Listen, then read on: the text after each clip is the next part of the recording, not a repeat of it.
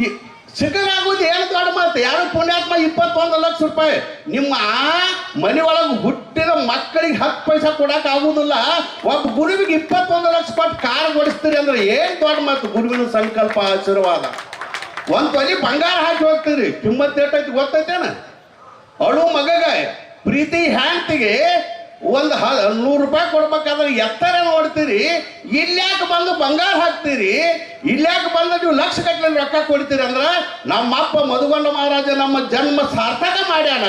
ಎಷ್ಟು ಕೊಟ್ಟರು ಕಡಿಮೆ, ಎಷ್ಟು ಕೊಟ್ಟರು ಕಡಿಮೆ ಅಂತ ಹೇಳಿ ನೀವೆಲ್ಲ ಕೊಡ್ತೀರಿ.